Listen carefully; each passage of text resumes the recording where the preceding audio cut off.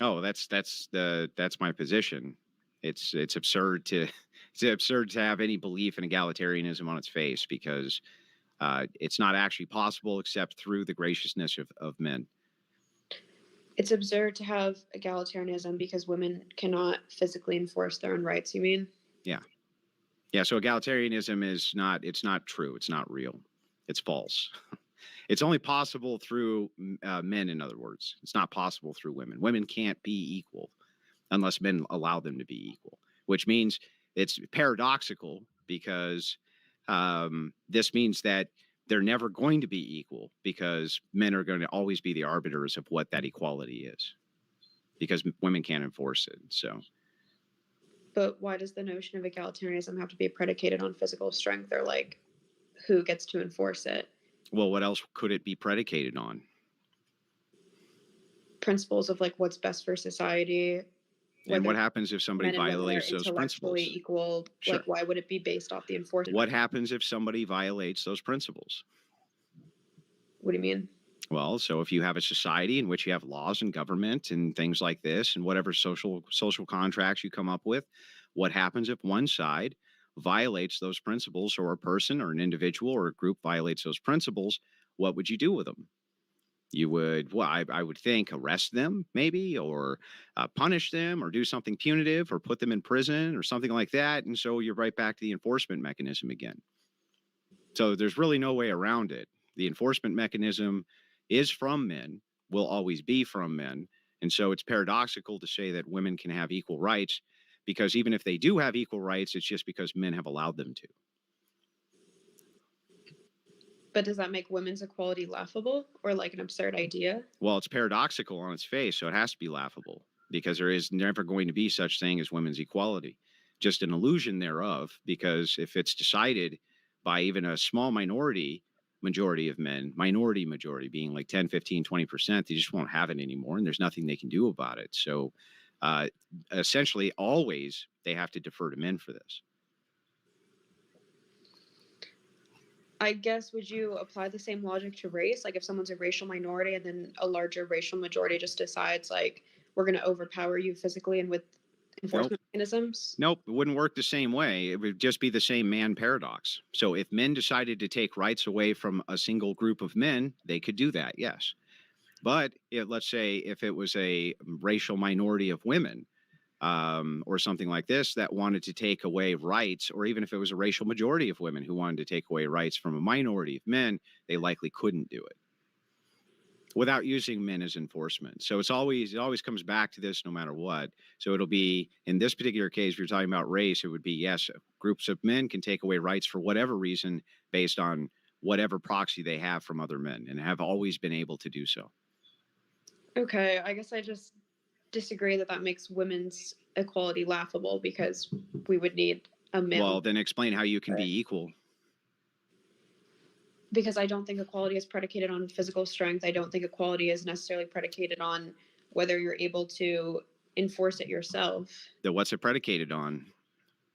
What's a right predicated on? Where do you think a right comes from absent enforcement of the right? I mean, conservatives will argue that, a lot of, fetuses in the womb have rights, even though they can't physically defend themselves, that they're still worthy of human rights. So what you're saying there, defend for themselves. So does that mean that fetuses shouldn't be deserving of human rights if you are pro-life, because women could just decide to just abort them? Like, I just well, don't. So this is question begging, right? So I'm asking you, where do rights come from? And you say, well, conservatives will say that children in the womb have rights. Well, that may be true or may be false, but that doesn't actually answer my question, which I'm asking you, where do you think rights come from? Well, I guess what I'm saying is where they don't come from is physical strength. I don't care where they don't come from. I want to know where they do come from. Where do they come from?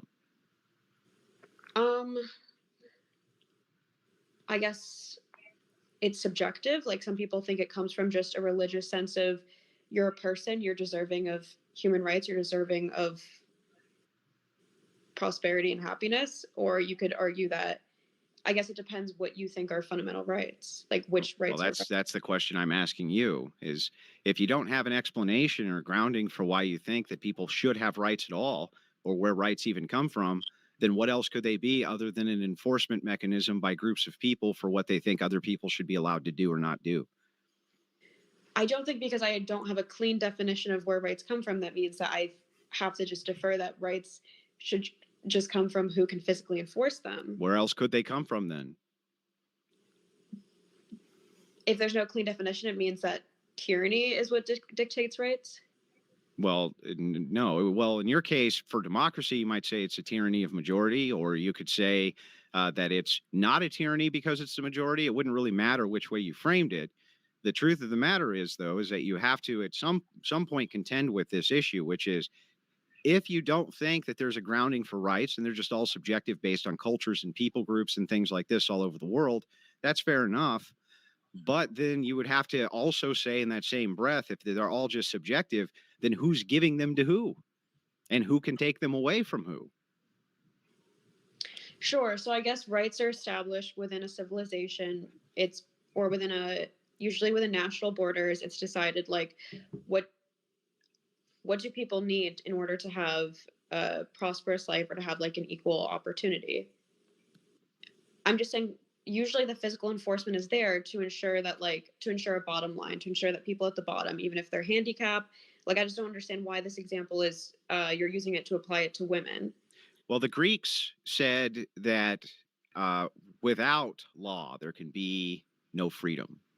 And what they're saying there is if you don't have an enforcement arm for what keeps you free, being like things like a military, things like police, things that are enforcement laws, in other words, you can't actually enforce any of these rights. How could you possibly do it? So since men are the enforcement arm, there's really no way out of the fact that you get your rights from them, whether you like it or not.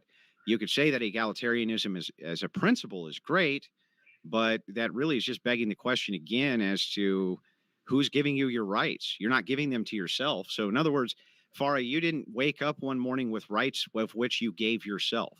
You have rights which other people allow you to have and can easily take away if they so chose, and there wouldn't be anything you could do about it. That's my whole point. Sure, your entire neighborhood one day can just decide we hate Andrew. He's annoying. He's not mowing his lawn. Let's go kill him. Does that mean your rights are Not laughable? if they were Be women. overpowered by a larger Not if they were people? women. They could do that if they were men, though. I agree. I would agree that men could I'm pretty sure likely 20 women could come and just decide we're gonna overtake Andrew because he's not mowing his lawn. think it would be far more difficult for them to enforce it than 20 men. Wouldn't you agree?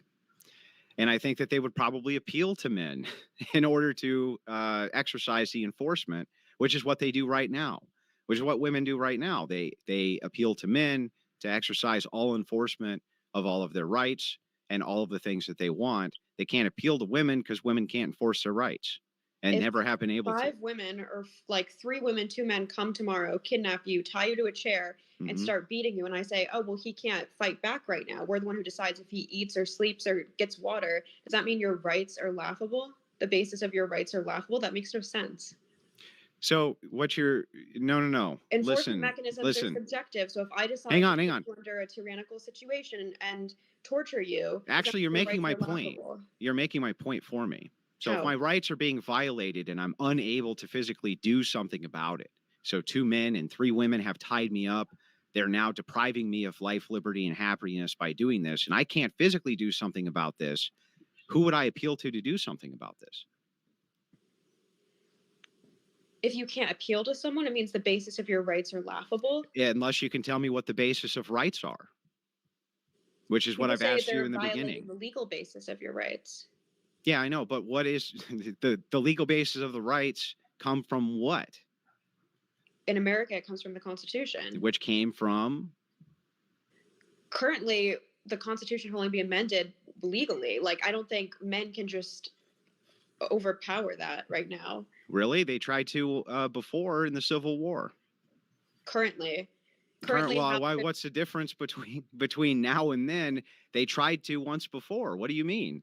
So if men don't like the hand that they've gotten, they don't like the nation that they're in, they don't like the government that they have, they don't like the circumstances they're in collectively, they seem to be able to do something about that. They can overthrow the entire nation, for instance. Can you point to a country in history you can ever think of where women have collectively overthrown the nation with force? Join us over at the Crucible.video. Crucible.video, become a member over there. $15 a month for access to it all.